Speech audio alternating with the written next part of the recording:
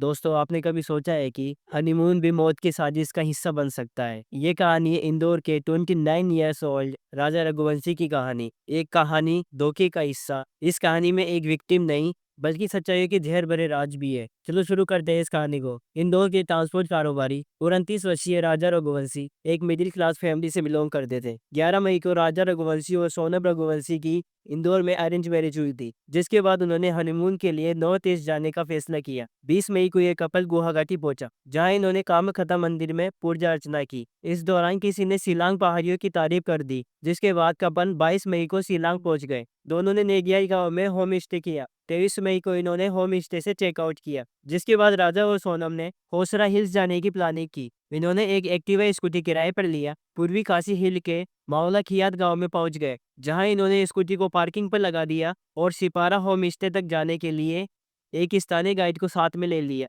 Sipara home stay से couple ने 23 मई को चेकआउट किया और गाइड के बिना ही मौलिखात पहुंच गए, जिसके बाद दोनों के लापता होने की सूचना आई। 23 मई तक परिजनों से दोनों की बातचीत भी लगातार होती रही, लेकिन बाद में उससे संपर्क टूट गए। सोनम और राधे के लापता होने के बाद उनके परिजनों ने पुलिस से संपर्क किया। 24 मई को पुलिस को सूचना मिली कि सोहरा के पास एक लावारिस स्कूटी पड़ी है। उसके जांच के बाद पुलिस को पता चला कि ये वही स्कूटी है जो राजा और सोनम ने किराए पर लिया था। जिसके बाद पुलिस ने सोनम और राजा की तलाशी शुरू कर दी, लेकिन पुलिस के हाथ कुछ नहीं लगा।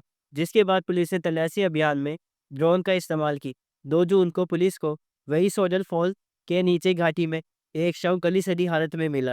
शव के हाथ में बने टैटू से ये पता चला कि ये राजा रघुवंशी की लाश है, लेकिन अब तक सोनम का कुछ पता नहीं चला।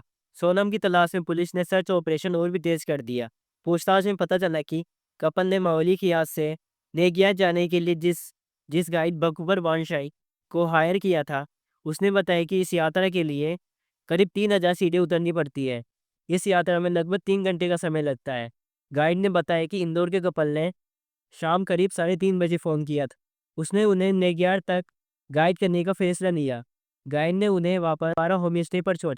इस दौरान उनके साथ बकूपर वानशाई ने बताया कि उसने 23 मई को गाइड करने के लिए भी पूछा था, पर इंदौर के कपल ने उन्हें मना कर दिया। गाइड अल्बर्ट पजे ने बताया कि 23 मई को करीब 10 बजे उसने कपल को 3 पुरुष पर्यटकों के साथ नेगियार से माओलीघाट तक 3000 सीढ़ियां चढ़ते हुए देखा। इस दौरान 4 पुरुष आगे और एक महिला पीछे चल रही थी। चारों लोग हिंदी में बात कर रहे थे, इस कारण वो गाइड उनकी बातचीत समझ नहीं पाया, क्योंकि उसे केवल खासी और अंग्रेजी ही आती है। फिर उसके बाद केस एक नया मोड़ लेता है। शिलांग में सोनम और राजा के साथ नजर आने के बाद 3 पर्यटकों का पता चला। जहाँ वो 3 पर्यटक रुके थे, वहां से उनकी जानकारी कलेक्ट की और इंदौर पुलिस के साथ साझा की। क्राइम ब्रांच ने शाम तक पूरा जाल बिछाए और रात को इंदौर के विक्की उर्फ विशाल चौहान, राज कुशवाहा और आकाश राजपूत को गिरफ्तार कर लिया। इस दौरान सोनम रघुवंशी हत्यारों के संपर्क में थी। उनको जैसे ही पता चला कि हत्या में शामिल तीनों आरोपी गिरफ्तार हो चुके हैं, उसका सारा खेल खत्म हो गया है।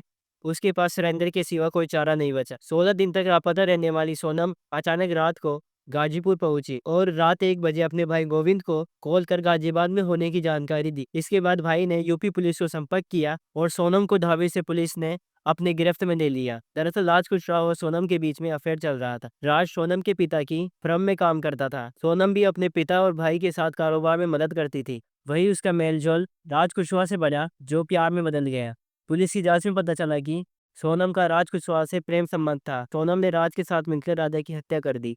उसने 3 सुपारी किलर्स को हायर किया, जो 17 मई को मेघालय पहुंचे। सोनम ने हत्यारों को राजा की लाइव लोकेशन भेजी और उन्हें उसी समय हमले का इशारा किया। अब सोनम को उत्तर प्रदेश के गाजियाबाद से गिरफ्तार कर लिया गया है। राज कुशवाहा और 3 आरोपियों को मध्य प्रदेश से पकड़ा गया है। सोनम ने राजा की हत्या को लूटपाट का मामला दिखाने की कोशिश की थी, क्योंकि वह बाद में राज से शादी कर सके। राजा सिर्फ एक नाम नहीं है, एक वार्निंग है। प्यार की मुस्कान के पीछे कभी कभी मौत भी छिपी होती है।